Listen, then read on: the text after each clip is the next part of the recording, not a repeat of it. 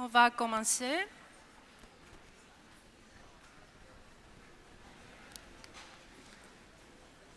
Alors, bonjour tout le monde et bienvenue à cette séance du samedi matin.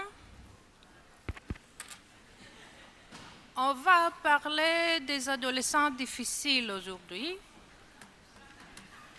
L'adolescence est une période critique dans la vie de chaque individu.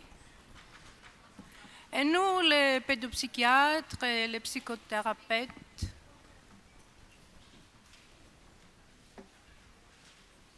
nous connaissons que les limites entre le normal et le pathologique sont très mouvantes dans cette période de vie. Peut-on parler d'une étape dépressive, par exemple, ou d'une menace dépressive, comme Alain Braconnier l'a très bien décrit, ou des moments dépressifs que chaque adolescent a droit d'avoir au cours de son développement. De l'autre côté, quand une vraie pathologie est diagnostiquée, l'approche thérapeutique n'est pas du tout évidente.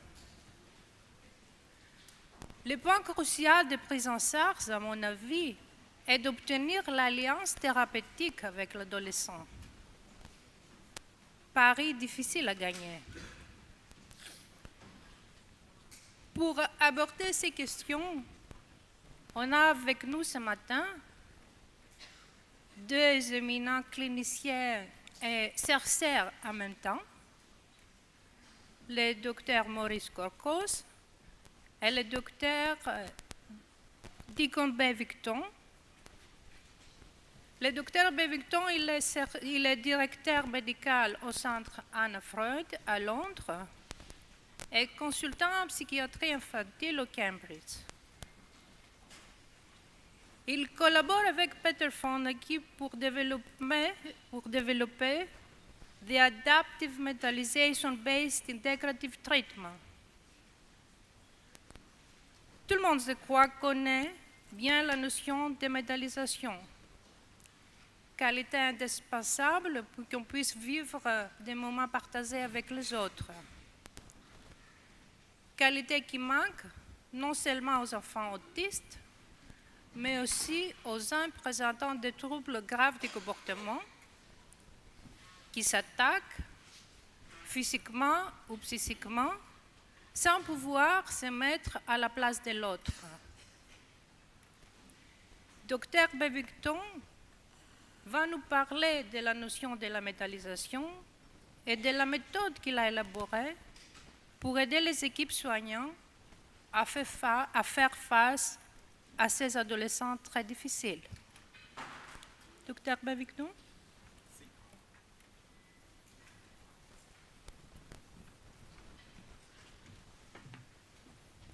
Thank you. First, two apologies. My French and my Spanish are almost non-existent. I apologize for that. And second, I apologize for Brexit. It's a disaster. I speak a lot in Europe, and this is a cheap trick for engaging an audience, but it's from the heart.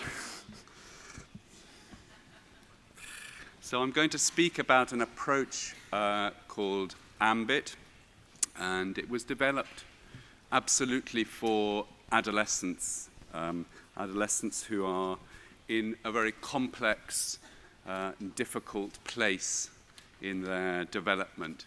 It's since has been adapted to be used with adults with borderline personality disorder, to work in prisons, in hospitals, and in social services, safeguarding settings and educational settings. But the origins of AMBIT were trying to reach a group of young people who were underserved by existing mental health services. And if I think about adolescence, I think of the last 100 meters of the runway of an airport. The aeroplane is gathering speed. It is filled with fuel, and there are real objects at the end of the runway that if the young person does not achieve basic academic literacy, numeracy, emotional competence to fall in and out of love, they are in terrible trouble for the rest of their life. And culturally, in the West, certainly, there is an expectation as adolescence begins that services and families are beginning to walk backwards. They're beginning to say, you're an adult now, off you go. And in this, the young people that I've been interested in do not have a single, simple problem of an isolated trauma, an episode of depression, an episode of psychosis that is not arising out of an array of other difficulties. They are multiply comorbid. And it's the clustering of these many different difficulties and the reciprocal relationships so that having one makes the other more likely and more difficult to treat that for some reason intrigued me. And if we think, therefore, of the young person as an aeroplane trying to take off, it's the cumulative burden of these difficulties, social, emotional, family, societal, educational difficulties, including mental health, that I am interested in. Because many of these young people at the end of their adolescence end up with the label of the personality disorder or serious offending or serious mental illness. And AMBIT is really an approach that grew out of the work that I was doing with Peter Fonagy and colleagues Mary Target and many others, but particularly with my great collaborator Peter Fugel at the Anna Freud Center. And it is centered around this idea of mentalizing. You already will know enough about mentalizing, so I am not going to explain in great depth. I will simply say mentalizing, when I use the word, refers to a state of mind, but also an activity of brain. It's a prefrontal activity. And it's only one state of mind among many possible states of mind. And thank goodness. I think sometimes mentalizing is almost overemphasized, as if it is some magical quality that if we could only get there, everything would be fine. And I'm going to make an assumption that the point about mentalizing, and I like the title of this conference, the linking of the social to the biological, that it comes from a brain that has had access to relationships of trust. It is an exclusively relational capacity, whether or not you have the prefrontal cortex at all. You can't use it without having had experience of relationships of trust, at least enough. And why it matters? Well, mentalizing is what makes us human. As simple as that. It enables that curious, interrogative, inquisitive, humble stance, not a stance of knowing what is in the other person's mind. The opposite. It is the opposite of mind reading. It is the absolutely transparent not knowing what is in your minds as you listen to this strange Englishman standing in the corner of a stage that is mentalizing. For us in AMBIT, mentalizing sits at the heart of, it's what we would call the axle of our wheel, where we try to put our learning from teams together. And that's where I'm going to go now.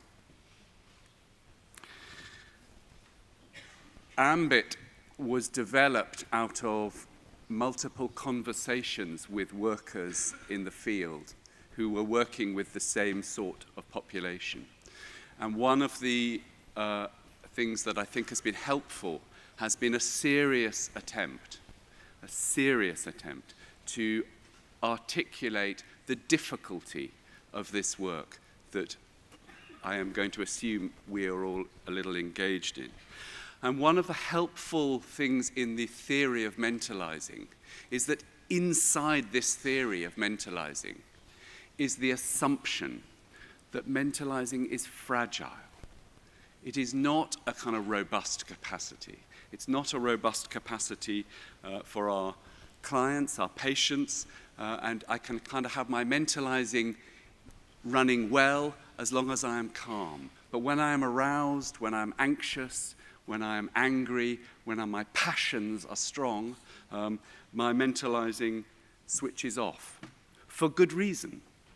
Evolution has designed us this way so that if a tiger walked in the room right now, it has almost no survival value for us to spend time mentalizing the tiger. It's not a good thing to do. In the event of a tiger coming in, we will act and we will be certain about what is in that tiger's mind. We will not attempt to mentalize the tiger. And we identify these two modes of non-mentalizing as, if you like, primitive building blocks which are required in order to mentalize, but they're not quite the same. And there's a third form of non-mentalizing, which I think is a risk particularly for us in the field of mental health. And this we call the pretend mode.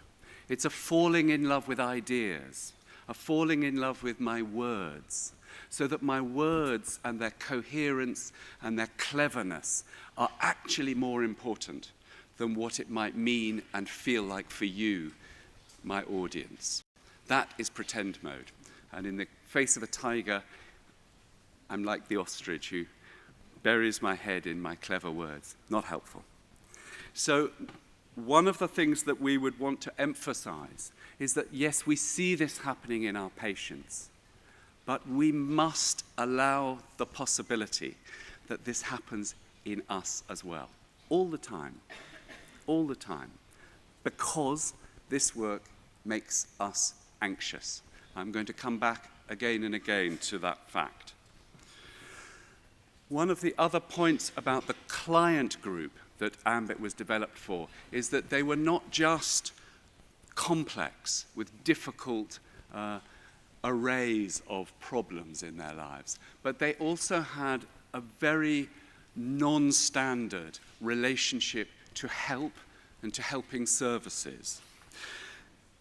Their reaction to me appearing and saying, hey, I'm here to help, is often not one of, oh, good. It's the opposite. In my slide, I apologize for the bad language. Anybody who works with these young people will know that they very rarely would use the word please. In the theory of mentalizing, a recent development has been thinking about this notion of epistemic trust, the work particularly of two wonderful developmental psychologists, György Gergely and Gergely Csibra from Hungary. And I just briefly want to say something about that because I think it's fundamental to what we do as therapists and indeed as teachers and as parents. So very often for the young person who I meet, it's as though there is a big door in front of them, between them and I. I come along, I have all kinds of ideas in my mind about what might be helpful. And I have to think of clever ways to get my help through this door, but it's blocked. And it is tempting. It's really tempting to think of therapy as a kind of ninja skill, that if only I can find a way to break through this annoying refusal. And we would argue that this is fundamentally unhelpful and a very common error that all of us, certainly me, have repeatedly made. The theory of epistemic trust starts from this notion that if you want to open the door, the young person needs to experience themselves as being understood. It goes roughly like this, that I cannot help as a human being, but as a helper, to form an imagined picture in my mind of the dilemma of this young person. And insofar as the young person notices and recognizes the image of them that I portray in my face, in the words, in my expression, insofar as they recognize themselves, and they point at me not in that way, you're another, but in this way, that's what I'm talking about. When they do that, there is the capacity for them to, if you like, open this kind of normally closed door. And this is, Gergely and Chibra would argue, an evolutionarily evolved mechanism that humans have because we live in such a complex, culturally defined world. We need ways to work out, who do I learn from? And the answer is, who I learn from, who creates this epistemic trust in me, is the person who I perceive as mentalizing me, as understanding me, getting me in a way that I feel is compassionate and speaks to my dilemma. So for the worker,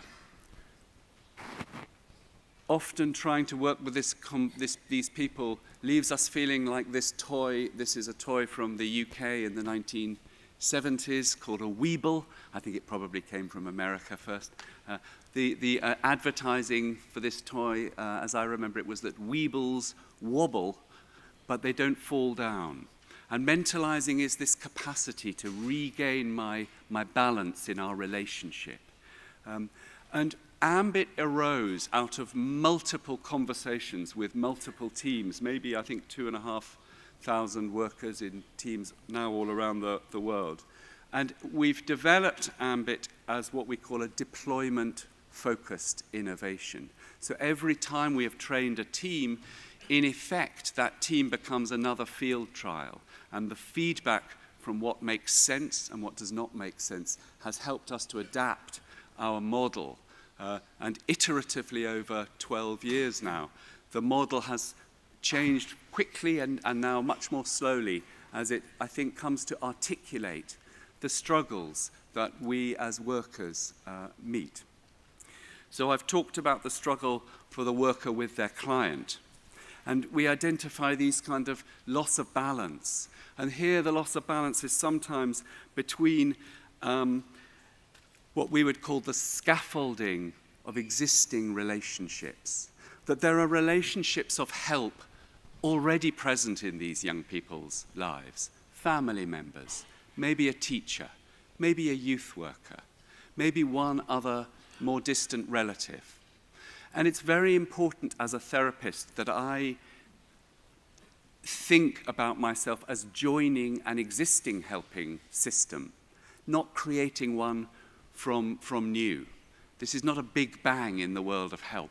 This is something new, it's something that I am joining as the newcomer.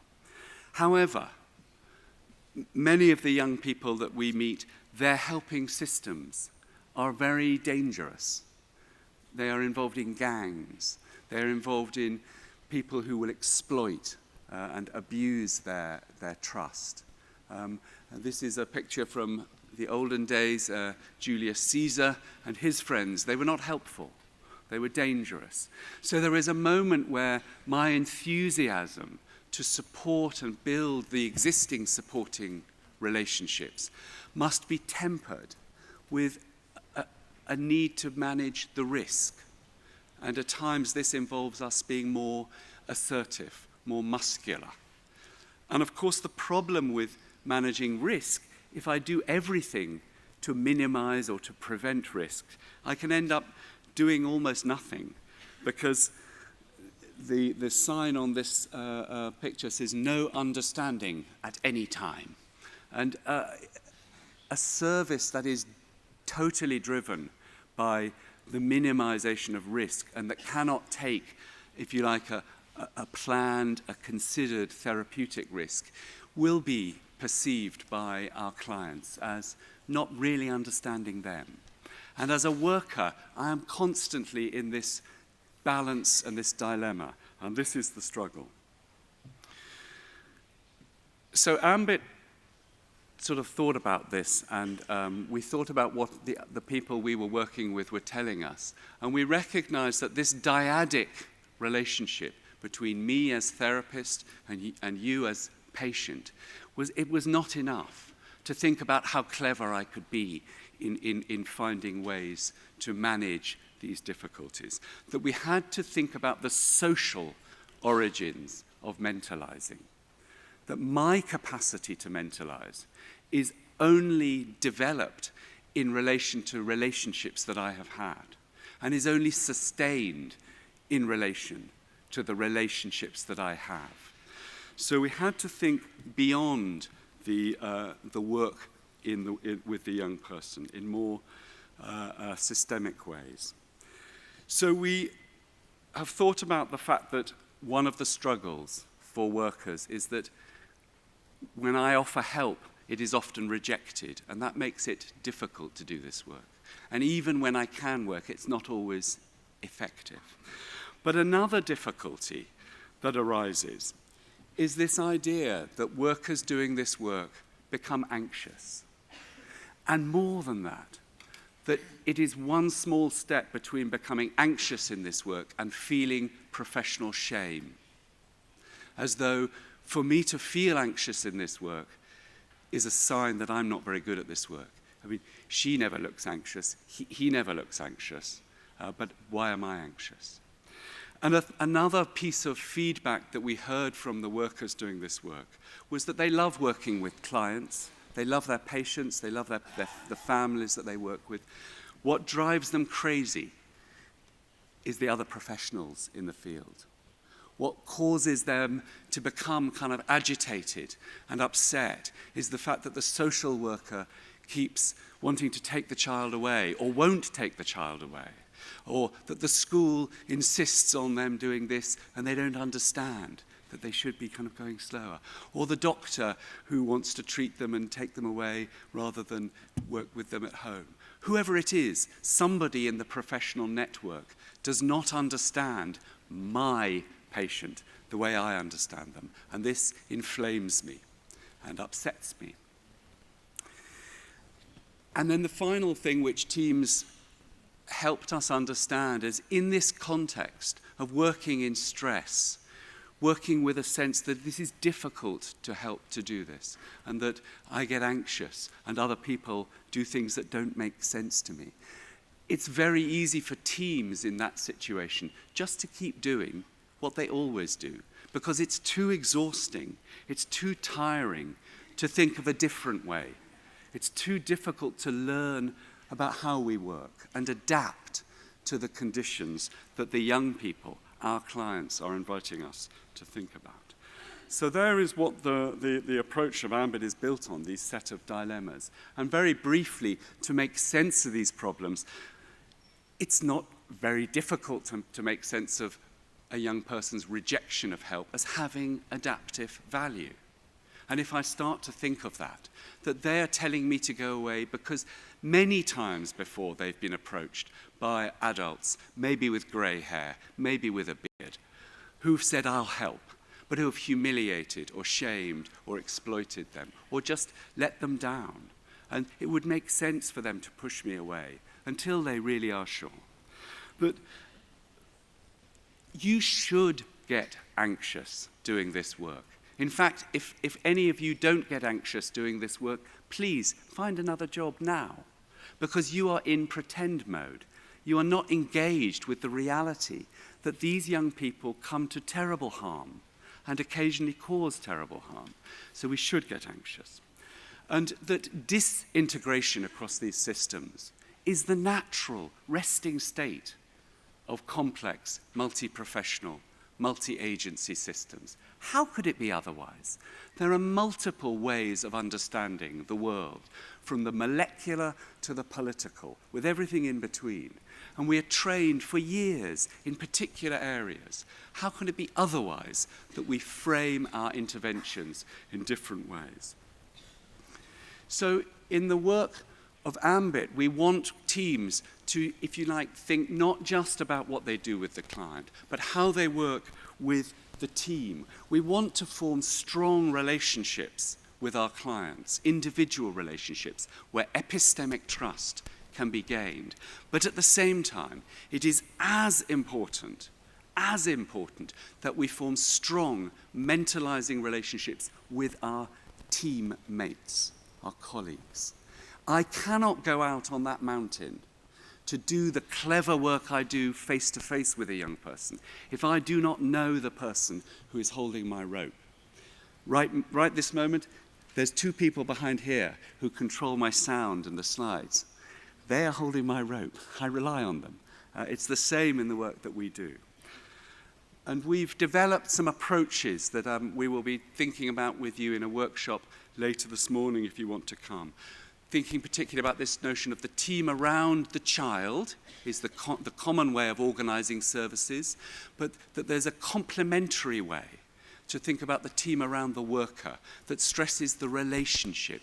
Which worker in this big network has epistemic trust? And how do I, as a different worker, support that worker so that we build trust in help? In the network, I often say to people, look, you know, you and I, we are the rocket scientists of today. The rocket scientists, their work is easy. It's just mathematics. They do some sums, they go up or they fall out of the sky. For us, working with multiple models, multiple levels, multiple different professionals and different minds who have different states of mind each day they come to work, that is more complicated than rocket science. And we've developed some mentalizing tools to help people in a systematic way, as a team and as individual workers, to mentalize the different parts of these systems so that we create systems that are more mindful of the minds that they are made of. Systems themselves, systems of help, are mindless, but they are made of people. And we, as professionals, very often forget the mind that is behind this intervention or approach that another agency is asking me to be part of. We take a very, I suppose, 21st century view of learning. We've developed Ambit online in what we call a wiki, a website that we have been editing and changing every time we've trained a team. And we develop these wikis and encourage teams, not all of them do this, but that teams write about their practice in a very transparent, open way, their learning. And so our website is open source, it is freely available to anybody, but the teams that we train develop their own content, which, if you like, overlays our content that we provide. And this enables teams to stop and reflect. Why do we do this work in this way? Under what circumstances might we adopt this different approach to work? So I don't have time to go through really very much more, other than to say there are crowded skies, and ideally mentalizing does not arrange for some kind of battle between the models. Mentalizing is an integrative notion from the very heart of its evolution in theory. It, if you like, tries to create a common language that I can speak to a social worker, I can speak to a psychoanalyst, I can speak to a biological psychiatrist, and that actually this approach gives me a language which is, I think, developed out of a genuine respect for all of these different ways of helping us think about the world. So I'm going to end my talk just with this idea of the team around the child is an approach that emphasizes our roles and our skills and our training. It's a very important approach. It enables the guarantee of quality.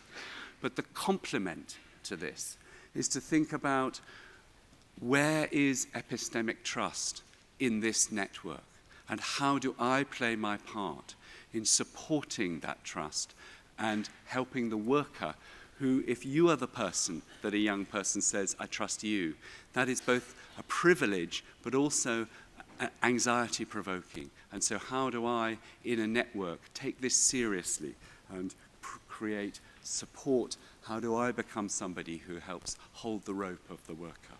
So The other slides I leave so that when I share the slides with you later, you can look further. But thank you very much for listening.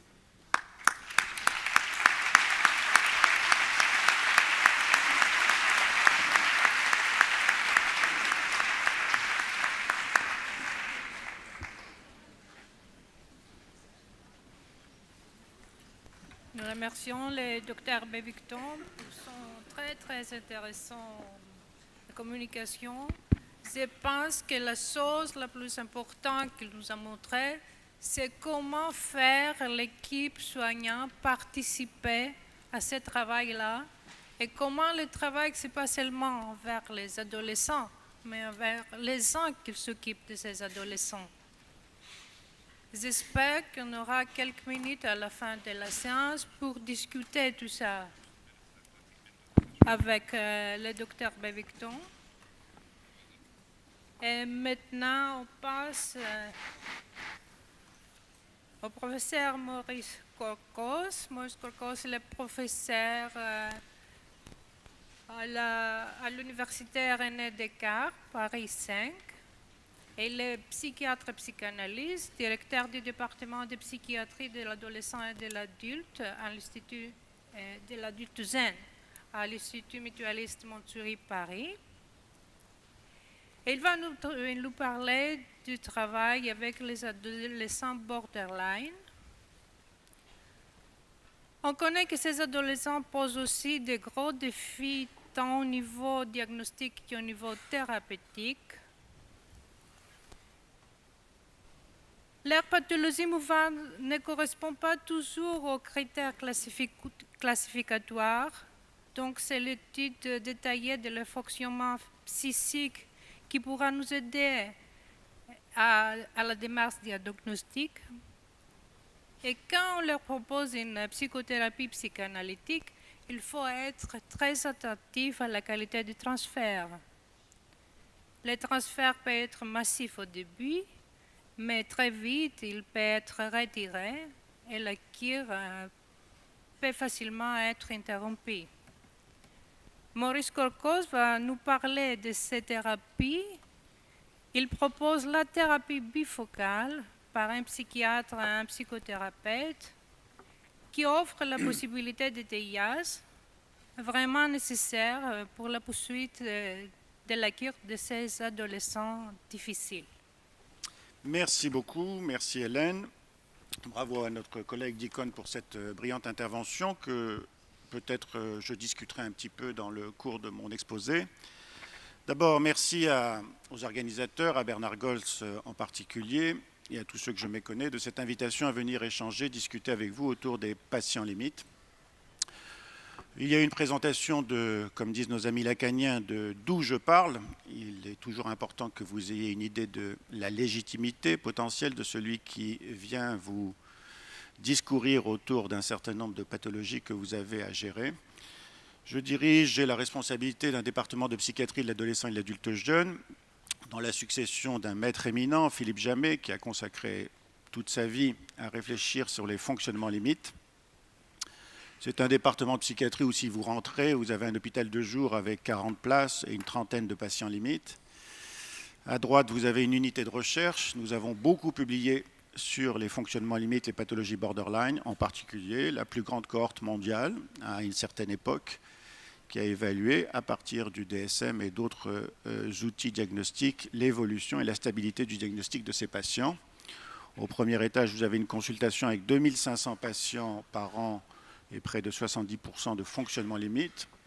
Une unité d'urgence avec 8 lits qui reçoit les désorganisations, décompensations de ces fonctionnements limites, les moments psychotiques aigus, les plongées mélancoliformes, les états de désagrégation liés aux différentes addictions, enfin tout un tas de choses. Et puis vous avez un étage au-dessus, au second, où vous avez 30 places avec 20 patientes anorexiques restrictives, dont 80% d'état limite, et le reste, quelques garçons dans des pathologies d'externalisation qui compensent ces pathologies de la régression des anorexiques. Bref, nous avons, si ce n'est une expertise, qui est un mot bâtard, une certaine expérience depuis un certain temps des patients limites. Et en effet, comme ça a été dit par Hélène, je vais développer moi la psychothérapie psychanalytique, mais celle-ci ne peut exister que si elle est associée à une prise en charge institutionnelle dans ce lieu hospitalier, avec une unité de thérapie familiale, ça a été dit par mon collègue, très important de prendre en compte la famille. Il n'y a pas de traitement de patients adolescents et a fortiori limite sont pris en charge, si ce n'est en thérapie familiale, quelle qu'elle soit. Il n'y a pas de prise en charge s'il n'y a pas de prise en charge environnementale, de facteurs scolaires, sociaux, judiciaires. Bref, la psychothérapie psychanalytique ne peut exister qu'au sein d'une thérapie bifocale où il y a un psychiatre référent qui est un garant narcissique de la continuité, de la contenance, du maintien, de la gestion des passages à l'acte qui vont bien sûr mettre en danger la psychothérapie psychanalytique. Alors moi je suis un amoureux des mots et j'ai toujours j'éprouve toujours le besoin d'essayer de savoir si les mots ne reflètent que les idées de ceux qui les expriment, c'est-à-dire de ceux qui décident de ce que ça veut dire, ou si les mots sont infiltrés de la chair du monde. Bon, c'est pour ça que, par exemple, je ne parle pas de borderline, ni d'état limite, ni de cas limite. Je parle de fonctionnement limite, c'est-à-dire que je ne suis pas dans la doxa, le dogmatisme du DSM qui affirme que les patients sont borderline à partir d'un certain nombre de critères diagnostiques qui n'ont aucune valeur scientifique. Ça a été démontré. Je suis partisan de penser, au vu de l'expérience que j'ai avec mes patients, que oui, tout un tas de patients peuvent avoir un fonctionnement limite, c'est-à-dire non pas entre névrose et psychose avec des moments dépressifs, mais quelque chose qui n'est pas entre, mais qui est en même temps, comme on dit en France. C'est-à-dire qu'en effet, ce patient peut nous proposer, en fonction de la relation qu'il noue avec nous, de son environnement soignant et dans le transfert avec son environnement antérieur, il va nous proposer des désorganisations mélancoliques, des moments psychotiques aigus, des passages à l'acte pour nous mettre à distance, ou alors un fonctionnement névrotique relativement hystérisé ou déplacé sur des objets phobogènes avec lesquels on peut travailler. C'est très important ça parce que vous connaissez les chiffres épidémiologiques que nous avons montrés dans l'étude dont je vous ai parlé, la grande étude que nous avons faite sur le réseau borderline. Bon, si 2% des adolescents ont des pathologies limites, c'est évidemment pas uniquement des formes chronicisées et lourdes comme le DSM les recense. Si près de 20% des consultations sont des fonctionnements limites, c'est aussi pour la même raison, parce que c'est beaucoup plus diffus. Si près de 50% des hospitalisations sont des fonctionnements limites, c'est évidemment parce que le spectre est beaucoup plus diffus. Si 80% des automutilations, si 80% des addictions renvoient à des fonctionnements limites, là encore, c'est parce qu'il faut prendre en compte un spectre beaucoup plus diffus qu'une forme catégorielle. Bon, je vous rappelle que le DSM-5 le DSM-4 annonçait que dans le DSM-5, ils allaient abandonner l'approche catégorielle, c'est-à-dire des cases. Comment voulez-vous fixer un borderline qui s'amuse justement à changer de case en fonction de la relation que vous nouez avec lui? Donc le DSM-4 avait dit que le DSM-5 allait catégoriser, sortir de la catégorisation pour aborder un aspect plus dimensionnel. Et évidemment, 10 ans de travaux n'ont pas suffi et l'approche catégorielle reste prévalente dans le DSM-5. Alors, quelques explications sur mon titre, « À la recherche du sens perdu, des fonctionnements limites ». Ceux qui ont lu Proust savent qu'à la recherche du temps perdu, ce qui est important dans ce titre, c'est à la recherche, pas le temps perdu. Le temps perdu, le paradis perdu de l'enfance, est évidemment un paradis qui n'a jamais existé. C'est un temps, cette enfance, qui a été idéalisée par le narrateur. L'important pour les 800 pages qui vont suivre, c'est qu'ils partent à la recherche. Eh bien, comme Nietzsche le disait, que l'important c'est le chemin et pas le but, l'aventure psychanalyste, l'aventure de la psychanalyse, c'est de partir à la recherche de ce qui a pu prévaloir dans l'enfance, et en particulier un certain nombre d'événements plus ou moins malheureux qui ont pu être le terreau d'une organisation, d'une structuration de la personnalité trouée, astructurée, vacuolaire, et qui, dans l'après-coup de l'adolescence, va connaître des réminiscences et des réviviscences, des réactivations d'anciens traumatismes qui vont poser problème. Sur le chemin de l'aventure psychanalytique, alors peut-être d'ores et déjà une discussion avec nos collègues, pas simplement attachmentistes, mais nos collègues nos collègues cognitivistes, nos collègues comportementalistes. Bon. Les autres approches théoriques, dont je dis qu'elles sont très utiles et très nécessaires dans un certain nombre de fonctionnements limites et que dans d'autres, je préfère ne pas les utiliser d'emblée et laisser le temps à la psychanalyse de montrer si elle peut avoir une action. Je pense que toutes les thérapies de l'ici et maintenant, en particulier l'extrême comme le comportementalisme, je vous rappelle le texte de Winnicott qui n'était pas un psychanalyste particulièrement méchant, mais qui comparait ceux qui étaient dans une approche comportementaliste à une approche psychanalytique avec les patients délinquants, les limites de l'époque. Il faisait un parallèle entre la démocratie et le fascisme, ni plus ni moins. Le comportementalisme extrême est un conditionnement, un formatage. Ceux qui s'y adonnent sont devenus des agents de la régulation sociale. Nous sommes là pour canaliser les débordements d'un certain nombre de patients. Bon. Ceux qui vont dans une approche cognitiviste, qui a beaucoup évolué, qui a intégré l'émotion, qui a intégré le corps avec l'embodiment, sont aussi dans une thérapie de l'ici et maintenant. Et nos collègues attachmentistes, et par exemple les développements de Kernberg sur les pathologies limites, sont de plus en plus à se référer à une gestion de l'intersubjectivité au moment de la séance, dans la relation ici et maintenant, plutôt que de référer à l'enfance avec des interprétations génétiques qui risquent bien sûr de faire imploser le patient. Je pose dans une première approximation, avec Freud bien sûr et beaucoup d'autres, que ceux qui laissent tomber la nécessaire revisitation de l'enfance, de ce qui s'est joué dans l'enfance, dans le cadre de la psychanalyse, vont être amenés, me semble-t-il, pour un certain nombre de patients, à laisser au-dessus de sa tête une épée de Damoclès qui sera à l'origine des rechutes. La psychothérapie psychanalytique, extrêmement dangereuse, extrêmement aléatoire, lorsqu'elle fonctionne sur les états limites, lorsqu'elle ose revisiter les affres, les tourments de l'enfance qui ont été le terreau des désorganisations à l'adolescence, peut avoir une action préventive et même une action créative. J'essaierai d'y revenir.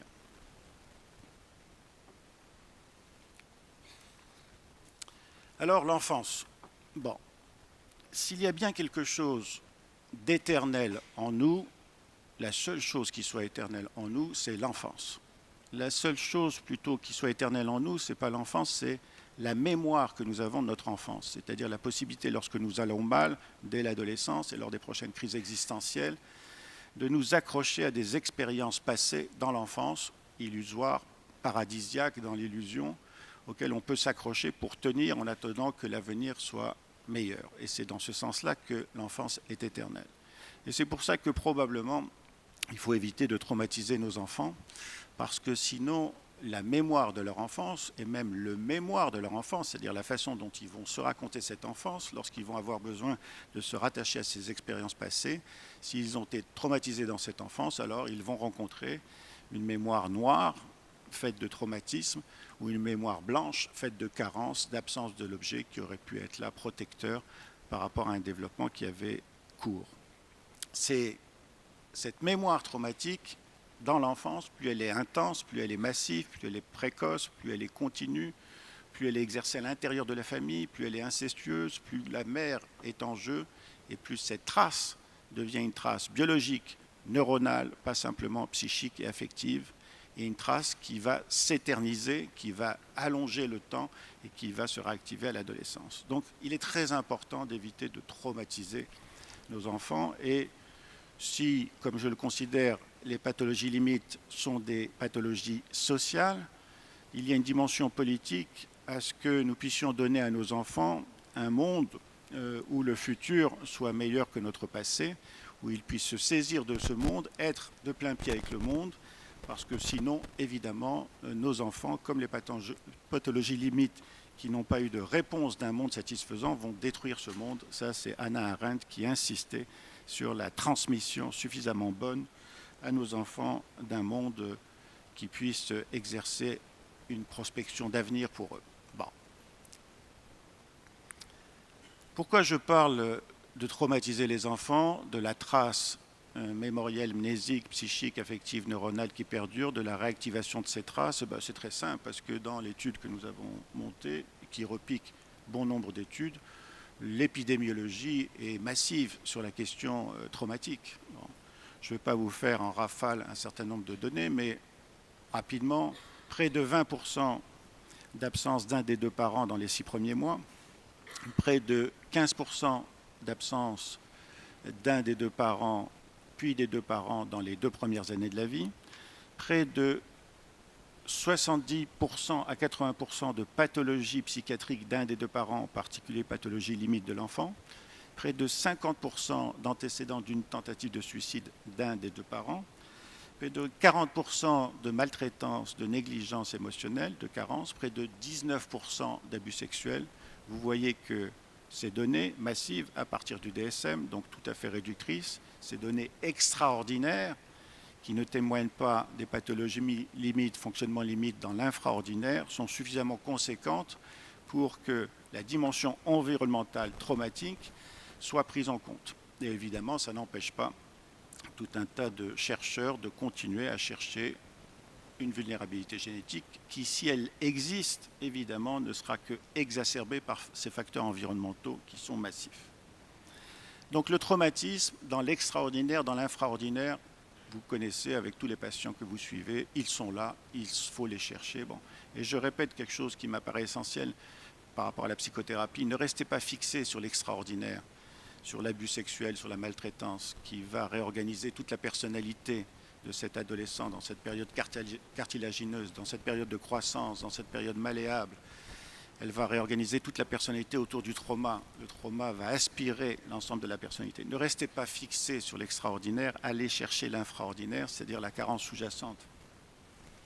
Par exemple, pour vous donner un exemple, puisqu'il y a 20% d'abus sexuels, je parle d'abus sexuels avérés, hein, je ne parle pas d'atmosphère incestueuse où vous avez près de 80%. Lorsque une adolescente a été violée, par exemple, par son père, évidemment que le traumatisme en plein extraordinaire, qui est le viol par le père, qui a installé une bombe du temps dans le corps de la fille dès l'enfance, dont elle n'a pas de conscience possible du fait de son immaturité psychique et qui va exploser à l'adolescence, évidemment que cet extraordinaire est un élément traumatique majeur. Mais je vais vite, c'est assez facile à reprendre en psychothérapie, à dédifférencier le bourreau et la victime malgré la confusion des langues à cet âge. Ce qui est plus difficile dans la psychothérapie, c'est l'infraordinaire qui est sous-jacent, c'est-à-dire que cette jeune fille n'aura jamais connu un père suffisamment tendre. Or, pour filier une fille et pour qu'elle puisse advenir une femme qui soit suffisamment bien dans son corps, il faut que le père soit suffisamment tendre. Revenons et continuons encore sur les mots. Ce trauma dont je dis que l'extraordinaire n'est pas l'essentiel, c'est l'infraordinaire, c'est-à-dire la carence, c'est-à-dire l'absence d'un objet protecteur, tuteur de développement, caregiver, d'un objet malléable qui puisse être en accordage affectif, rythmique, pulsionnel avec ce sujet en devenir. Un des éléments essentiels que mon maître Pierre Félida m'a appris sur les pathologies limites, dont le livre essentiel est, qui s'appelle L'absence, que je vous recommande, et en effet ce mot absence. C'est-à-dire qu'il ne s'agit pas là d'une perte d'objet, ce n'est pas quelque chose a eu lieu puis quelque chose a été enlevé. Il ne s'agit pas là d'un manque, quelque chose a existé puis ensuite s'est appauvri. Ça, c'est un certain nombre de fonctionnements limites dans le registre névrotique. Pour ce qui est des pathologies limites, des cas limites, vous avez un mot qui est essentiel, c'est l'absence. L'objet a été absent. Absent psychiquement, absent dans sa parentalité parce que prédateur, absent parce que pris par une dépression, absent parce que séparation, j'en ai parlé. Cette absence de l'objet va créer en écho, en miroir, à un moment maturatif de développement de l'enfant, une absence en soi. Absence en soi, en miroir, en écho de l'absence de l'objet. Pas une absence en soi dans tous les domaines, uniquement dans un certain nombre de dimensions affectives, on n'est pas dans la psychose. Mais cette absence en soi, en miroir, en écho à l'objet, c'est elle qui va donner ce sentiment de vide. Ce sentiment de vide si caractéristique des pathologies limites qui n'a rien à voir avec l'ennui des névrotiques. L'ennui, c'est un sujet qui n'arrive pas à s'investir, qui n'arrive pas à investir sa psyché, ses auto-érotismes, parce qu'il n'a pas été suffisamment investi par l'objet. Là, il y a un désinvestissement total, une absence de l'objet dans un certain nombre de fourchettes affectives, et il ne s'agit pas d'ennui, mais de vide. Ce sentiment de vide est un élément central dans la pathologie limite parce que, et c'est là une proposition de la psychothérapie psychanalytique, c'est que le sujet, en fait, fait le vide par rapport au trauma qui l'assaille. Je vous donne un autre exemple clinique pour que vous ayez une représentation. Lorsqu'une petite fille est violée par son père, la première chose qu'elle fait, c'est qu'elle ferme les yeux et ensuite elle crie. Quand elle ferme les yeux, elle laisse le corps, elle abandonne le corps au prédateur et sa psyché s'en va. Elle s'anesthésie. Ça, c'est les travaux de Pierre Marty qui, bien avant Fonagy, a développé le concept de mentalisation qui n'a rien à voir avec la mentalisation phonagienne. Pierre Marty développait la défense par insensibilité, par anesthésie, par indifférence. Le sujet s'absente en lui-même en écho miroir à l'absence d'un objet suffisamment affectif et a fortiori s'il est prédateur. Cette absence, cette mise sous vide du traumatisme est une défense, mais cette défense va devenir évidemment le problème à la longue et en particulier à l'adolescence puisqu'elle va constituer ce qu'on appelle l'alexithymie, la répression des émotions, le lisse, le froid, le tranchant pour ne pas être implosé par une reprise traumatique lors d'une déception sentimentale à l'adolescence qui fait réactiver le lien avec la mère ou avec le père problématique. Bon. Cette défense par insensibilisation, cette alexithymie, est un des moteurs de la résilience des patients limites. Ce n'est pas le pardon, ce n'est pas la consolation, ce n'est pas je ne sais quoi de morale qui permet aux pathologies limites d'être résilients, c'est un problème économique. Et l'alexithymie, la mise à distance des émotions, qui était la solution, va devenir le problème dans la psychanalyse, puisque la psychanalyse est centrée sur la relation affective. L'autre moteur de la résilience, très important dans les pathologies limites, c'est évidemment les aménagements pervers, chers à Catherine Chabert et à Philippe Llamet, c'est-à-dire que le sujet va faire aux autres ce qui lui a été fait, par phénomène d'imitation plus que d'identification. Et ces aménagements pervers vont permettre de mettre à distance l'objet sustentateur. Et là encore, ces aménagements pervers, c'est eux qu'on doit déverrouiller dans la prise en charge psychanalytique. Si le trauma et l'absence sont des mots clés, si quelqu'un n'a pas été là à un moment clé du développement, si quelque chose n'a pas eu lieu d'être, si dans un certain nombre de fourchettes affectives, quelque chose n'a pas été transmis, si ce sujet est né troué, comme dit Henri Michaud, il y a une très belle exposition au Guggenheim sur Henri Michaud, si le sujet est né troué, si tout ça, il nous faut, à mon avis, répondre à ces antécédents traumatiques réactivés à l'adolescence par quelque chose qui est une rencontre. Il faut que le psychothérapeute, au sein de l'institution, avec la prise en charge globale qui permet de contenir les passages à l'acte qui ne vont pas manquer, il faut qu'il y ait une rencontre avec le psychanalyste. Ce n'est pas une rencontre avec les neuroleptiques dès le premier rendez-vous, avec les dégâts cognitifs que donnent les neuroleptiques chez les adolescents. Ça va être un scandale majeur lorsqu'on va s'apercevoir des dégâts cognitifs des neuroleptiques. Pas des rencontres comme aux États-Unis avec la grille DSM dans la salle d'attente du psychiatre pour savoir s'il est borderline ou pas, s'il code, s'il a les 5 items pour entrer dans les 9. Pas la rencontre avec des leçons. C'est mon ami Alejandro Rojas Urrego qui a évoqué hier cette idée centrale, c'est que l'adolescent n'accepte pas de leçons et que si on se précipite en lui proposant d'autres schèmes cognitifs, dont je dis qu'ils peuvent être essentiels pour lui assurer une contenance, mais si on lui propose des leçons sous forme de chaînes cognitives ou sous forme de rementalisation, alors je pense que le contact, la rencontre que j'appelle de mes voeux ne va pas avoir lieu. Il faut que la rencontre fasse événement, pour que cet événement fasse pendant au malheur de l'absence de rencontre ou la présence d'une rencontre prédatrice dans l'enfance.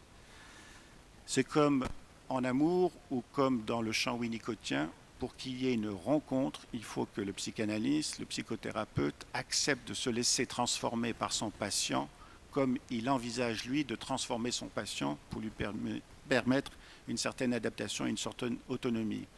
Winnicott, dans le mirroring, qui n'a rien à voir avec le mirroring de Fonagy, qui est beaucoup plus poétique, le mirroring winnicottien, la construction du sujet au miroir du visage de la mère ou au miroir du visage du psychothérapeute, c'est que le psychothérapeute accepte de voir dans les yeux de son adolescent, comme la mère accepte de voir dans les yeux de son enfant, une torsion, qui est la pathologie limite, mais qui se pose la question si cette torsion est à l'intérieur de lui, ou si elle est à l'intérieur de soi, le psychothérapeute, ou si elle est dans l'interface entre les deux. Bref, c'est une pathologie relationnelle.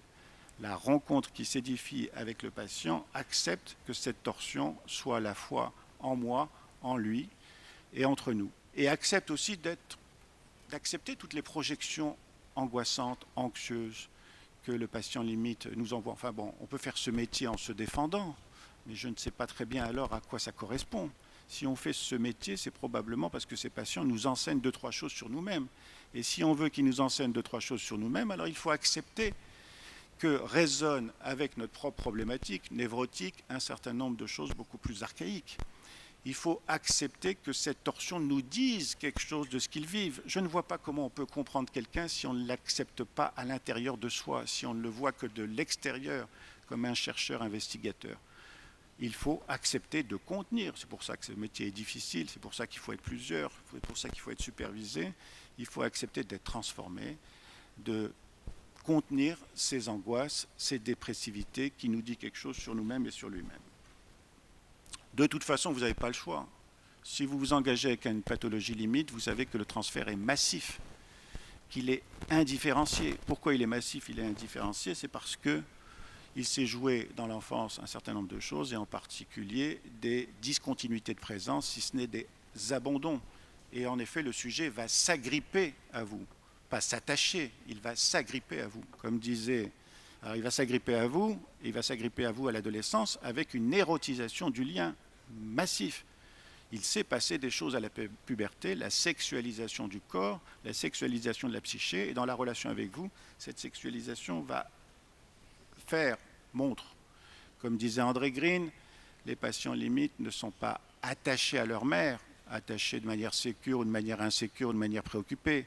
Les patients limites aiment leur mère. C'est-à-dire que si vous voyez les films d'Eminem, par exemple, avec sa mère, vous voyez que la passion est incestueuse, c'est un attachement passionnel.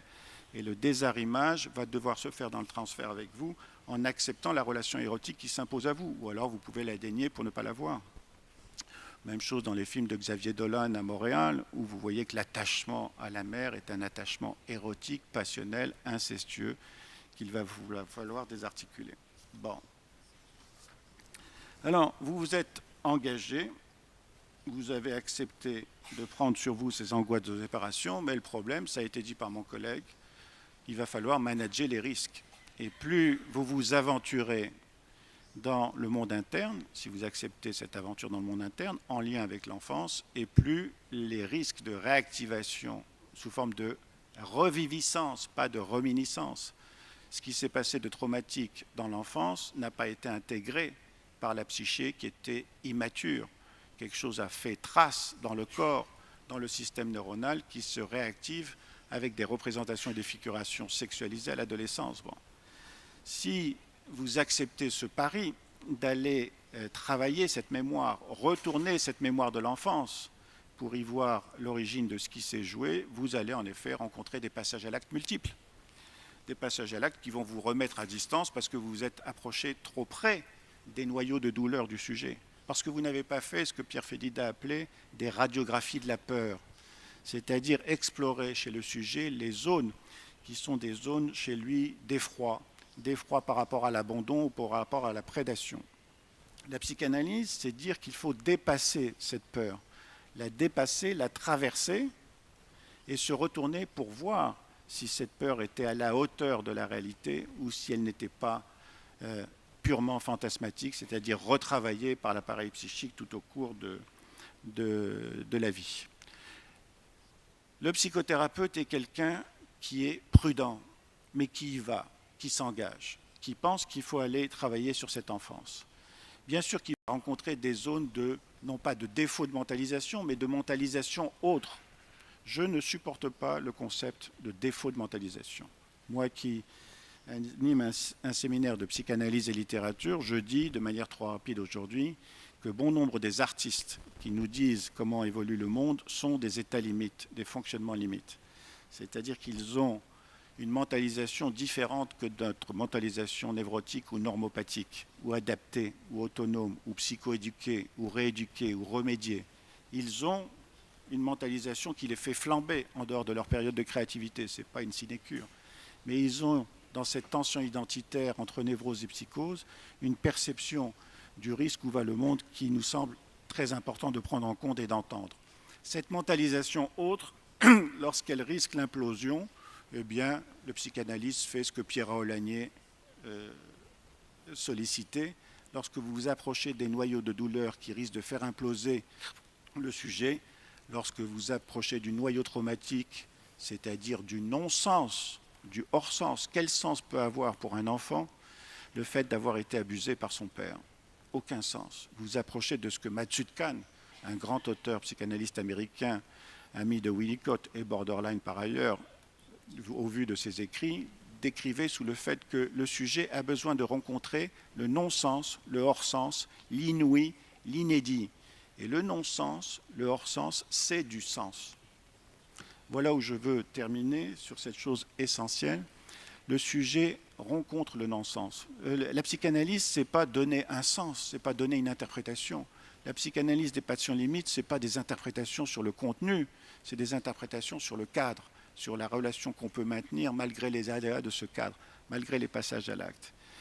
Quand on arrive à ce non-sens, d'avoir une mère absente, déprimée, d'avoir un père prédateur, d'avoir été maltraité, d'avoir été sorti de l'enfance par une gifle, par un coup de pied, par une insulte, par un mépris, et de voir se réactiver tout ça dans la compulsion de répétition à l'adolescence, de telle manière que le futur ne finisse que par repasser sans cesse, et que ce ne soit qu'une figure du passé. Donc on est dans une fatalité tragique. Lorsqu'on est dans ce non-sens, dans cet absurde beckettien, lorsqu'on attend Godot qui ne vient pas, lorsqu'on attend le Messie, l'objet maternel qui pourrait nous soutenir par rapport aux affres des agonies primitives dans lesquelles on est, parce qu'il n'y a pas de réponse de l'objet dans ces interrelations précoces, eh bien, nous allons être obligés d'inventer. C'est à partir de la pièce manquante, à partir de la zone d'absence d'une relation dans les fourchettes affectives, à partir de ce qui n'a pas eu lieu d'être, que vous allez devoir impérieusement inventer si vous voulez survivre. L'autre facteur de résilience, en dehors des aménagements pervers de faire à l'autre qui nous a fait, dans une rétorsion, une représaille, une vengeance, l'autre facteur de résilience, autre que celui de se fermer dans l'alexie timide, de ne plus rencontrer, accepter un contact émotionnel parce qu'on a été eu une fois, parce qu'on s'est donné et qu'on a été pris. L'autre facteur de résilience, c'est s'inventer. C'est la phrase de Pierre Aulagnier, l'analyse, ce n'est pas de prédire le futur. L'analyse, c'est de s'inventer un nouveau passé.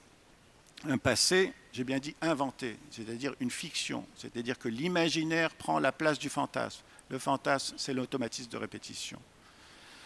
L'imaginaire, c'est pouvoir se dégager de l'idée d'un seul sens ou d'une absence de sens pour une ouverture à la polysémie, à la pluralité des sens. Voilà l'objet essentiel de la psychanalyse et évidemment difficile.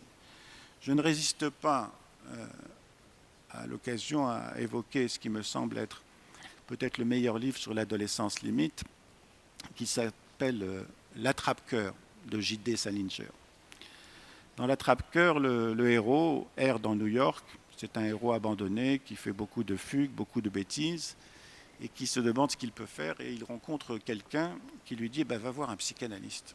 Et l'autre lui dit mais qu'est-ce que je vais faire avec ce psychanalyste? Et il lui dit tu vas lui parler et il va te parler et il va t'aider à reconnaître les formes de ta pensée, les formes de ton esprit. La psychanalyse, c'est de reconnaître les formes de l'esprit du sujet. C'est d'accepter que sa mentalisation soit autre, de ne pas envisager dans un premier temps de la remédier ou de la rementaliser. Ce qui ne veut pas dire que dans un deuxième temps, si cette mentalisation reste trop implosive, il ne faille pas la caregiver, la cadrer, la canaliser dans des schèmes cognitifs ou dans des mentalisations différentes. Bon. Et puis je finis avec le poème de T.S. Eliot qu'aimait beaucoup Winnicott et qui, pour moi, résume ce qu'est l'analyse. Il le disait, je le dis en anglais, mon anglais n'est pas très bon, mais ça sonne mieux en anglais. La chair des mots, c'est la sonorité. Hein. Si je le dis en français, ça va être moins bien. Quand Winnicott parle des terreurs agoniques, il dit helplessness. Le helplessness, le neediness. Vous entendez dans le helplessness ou le neediness la possibilité d'un espoir, même si on est sans espoir. Ce n'est pas le Hilflosigkeit freudien qui est tranchant comme l'allemand, qui va tout de suite à la démonstration, ou ce n'est pas le trop conceptualisé des aides de nos auteurs français. Donc, ce que disait T.S. Eliot, c'est « We shall not cease from exploration ». Nous ne devons pas céder quant à l'idée de continuer à explorer notre monde interne. And the end of all our exploring, et à la fin de notre exploration, will be to arrive where we started. Nous arriverons là où nous avons commencé. Where we started from, disait Winnicott. And là, quand on arrivera là où on a commencé, and know the place for the first time. La psychanalyse, c'est se retourner la mémoire, retourner à l'origine, voir sur les lieux du crime, de l'attentat, ce qui s'est joué, avoir un regard différent et comprendre ce qui s'est passé. Il y a un très joli film de Luis Buñuel, puisqu'on est en Espagne, qui s'appelle Le journal d'une femme de chambre, où la petite a été violentée par un garde-chasse et elle va chercher un détective, qui est une forme de psychanalyse comme un autre. Cette petite fille a été violentée et elle est morte. C'est du surréalisme, c'est Buñuel. Alors le garde-chasse va retrouver la petite fille, même si elle est morte. Il lui prend la main et il la ramène sur les lieux du crime pour qu'elle puisse ouvrir les yeux et raconter ce qui s'est passé, même si évidemment, vu qu'elle l'a fermé, elle va fabuler. La réalité de ce qui s'est passé, c'est ce qui s'est passé dans sa tête. Le loup qui l'a mangé était dans sa tête. Merci de votre attention.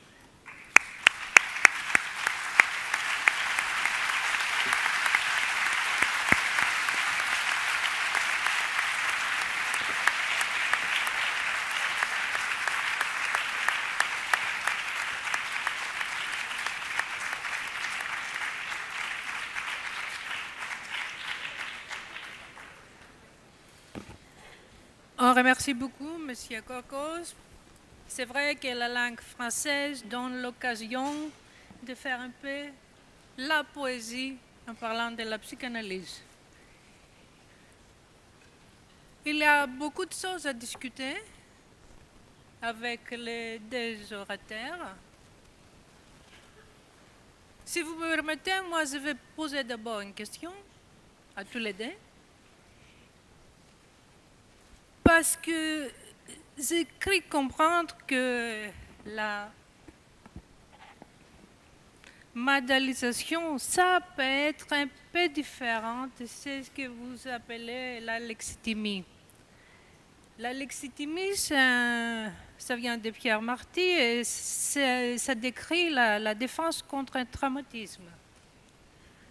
Tandis que la capacité de métallisation ou pas, c'est pas du tout, il n'y a pas un traumatisme qui est la condition. C'est plutôt quelque chose de biologique, on peut dire. C'est vrai ou pas?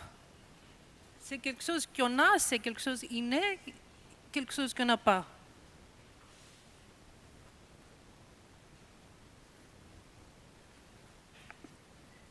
Ben, la question est très bonne. Le problème, c'est que personne n'en sait rien.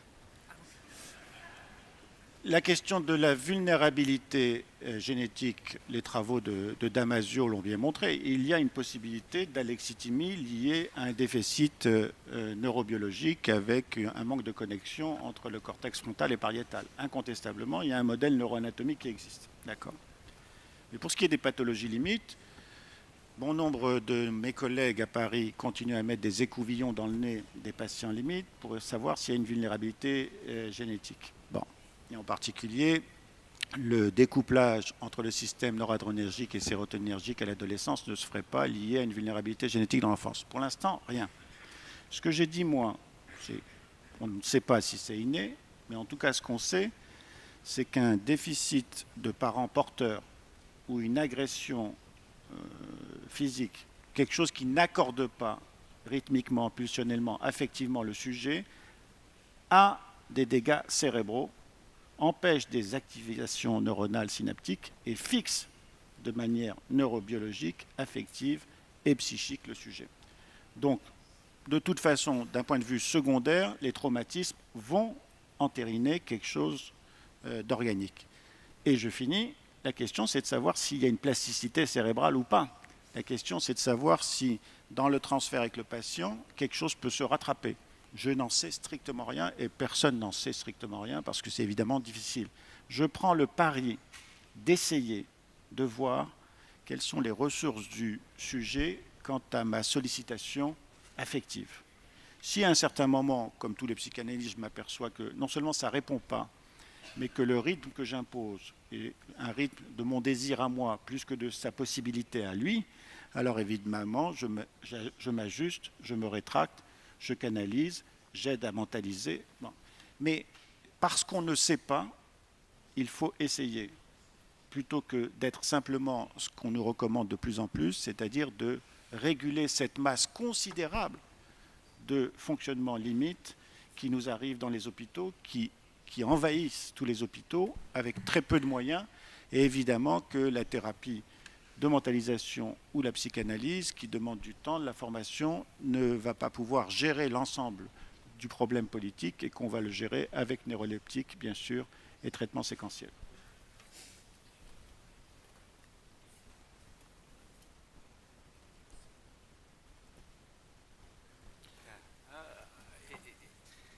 I'm not entirely sure if I understood the question perfectly, so I'm going to just hope that this is helpful.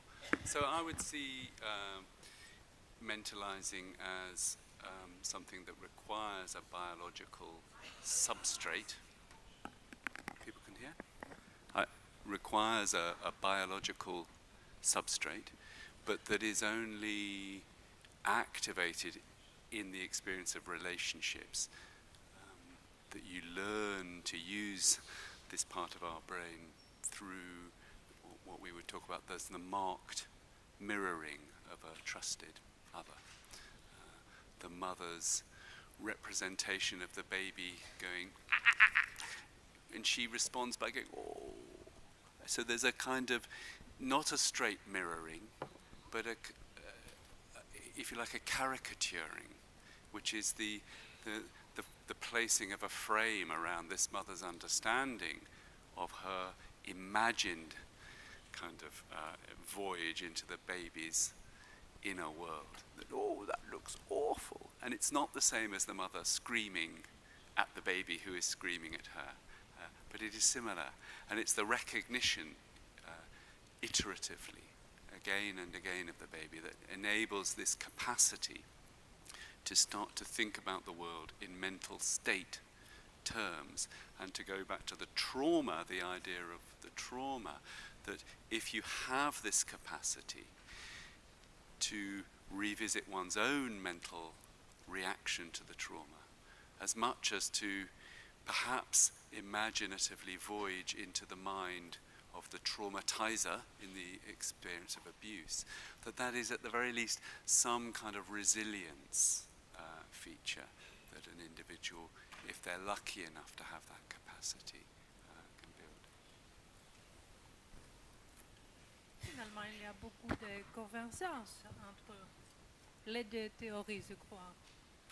Oui, mais peut-être, parce que j'aime la dispute avec mes amis de l'Anna Freud Center, je crois qu'il y a une dimension culturelle.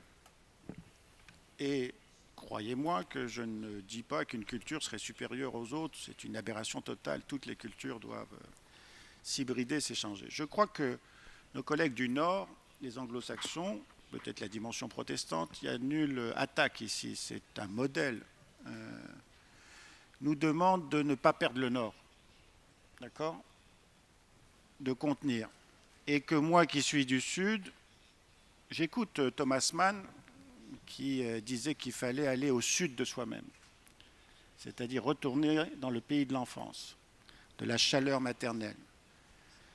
Après, c'est une affaire d'appréciation, comment commencer, en étant extrêmement prudent, en canalisant. Oui, il y a des risques majeurs, oui, il y a des passages à l'acte suicidaire dans des psychanalyses qui aboutissent évidemment à des morts. Je vous rappelle qu'il y a 15% de tentatives de suicide et 3% de morts chez les adolescents limites sur une période de 20 ans. Bon, sans compter la désinsertion scolaire, sans compter les passages à l'acte hétéroagressif, les explosions familiales, enfin bon. Mais de deux choses l'une, soit on s'engage, on évite d'être prothétique, on évite de donner une réponse qui soit trop lisse, trop froide, trop formalisée, trop formulée. On s'engage affectivement, c'est ça l'analyse. L'analyse au centre est l'affect. Nous sommes affectés par ces patients, comment nous allons les affecter en retour. Oui, il y a un danger majeur si nous sommes trop affectés par eux, si nous commençons à être émus, si nous commençons à nous émotionner. Ça veut dire qu'on leur donne une image qui est que ce qu'ils nous racontent est tellement désorganisant que nous-mêmes, nous n'arrivons pas à le contenir, bien sûr. Mais il y a un lien transaffectif. Bon, Marcel Proust disait « À la recherche du temps perdu » est un livre où il faut se débarrasser de l'intelligence et il faut faire place au cœur. La vérité de la relation est dans le cœur. Bon.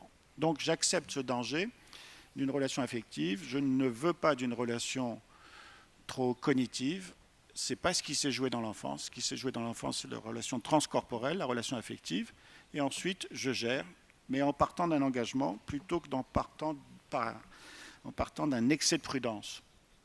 Je répète par ailleurs que de toute façon, ces patients vont s'ajuster et nous abandonnent assez souvent.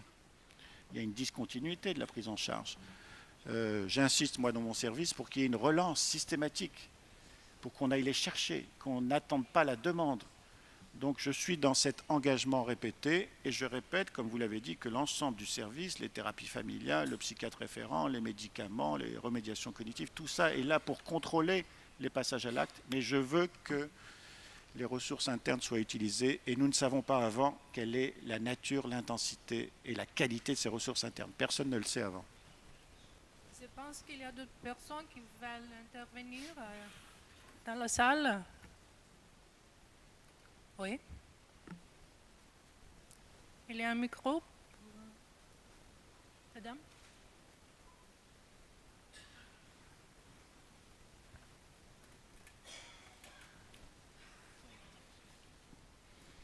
Ça fait plus de 30 ans que je vis aux États-Unis, mais j'ai eu une formation psychiatrique et je pense psychanalytique française.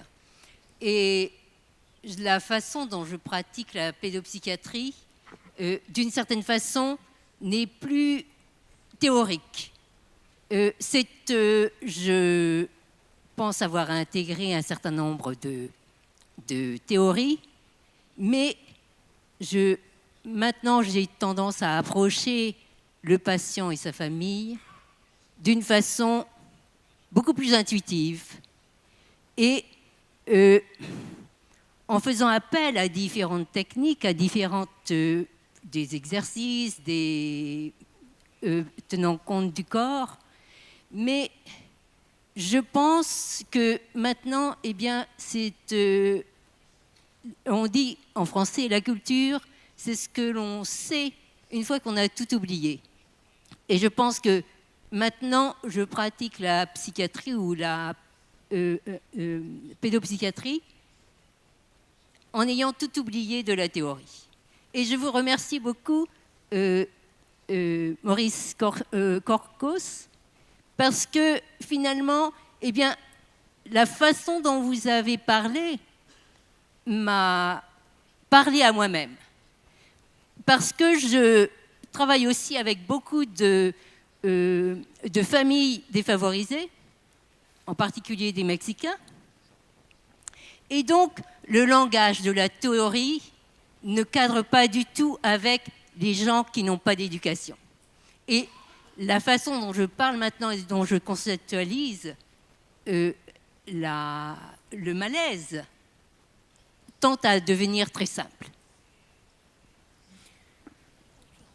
Merci. Juste un mot. Juste un mot. Je crois que vous pointez du doigt quelque chose qui est essentiel.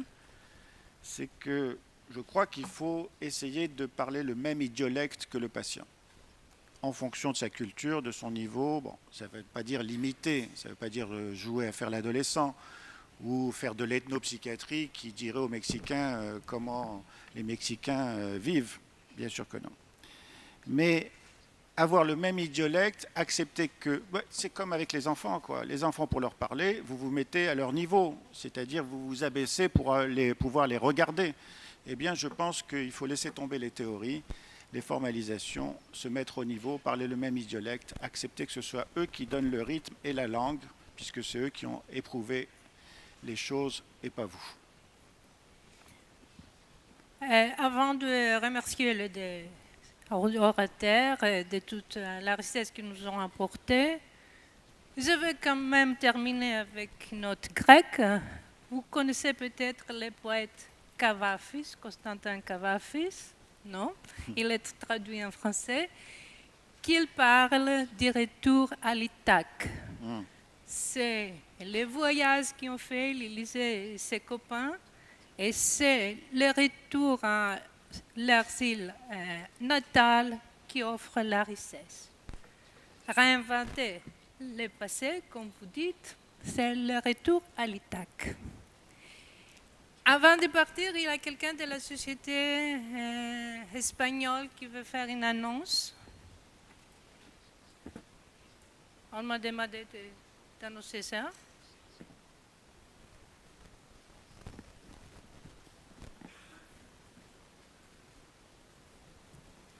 Dos anuncios. El primero, el taller 17 que se va a llevar a cabo a las 11:30 en la sala B3 por parte de nuestros colegas portugueses es en castellano, para quien le interese el tema. Y voy a presentar los premios a las comunicaciones y a los pósters que han otorgado miembros del comité científico. El póster ganador es el póster titulado SATA GI Screening para la detección precoz de los TEA de Maite Pi y colaboradores. Y los premios a las comunicaciones libres son para Sara Terán Sedano y colaboradoras con la comunicación Escenarios de la Abuelidad, y para Leire Gordo y colaboradoras con la comunicación Relación entre la función reflexiva parental y el ajuste socioemocional de los bebés de 9 a 14 meses de la Comunidad Autónoma Vasca. Recibirán un premio en forma de gastos para libros de la editorial Panamericana. Y recordaros que las comunicaciones y las ponencias del Congreso estarán publicadas en el próximo número de la revista de SEPIMNA y las ganadoras también en la web de SEPIMNA en unos pocos días. Gracias y felicidades a los ganadores.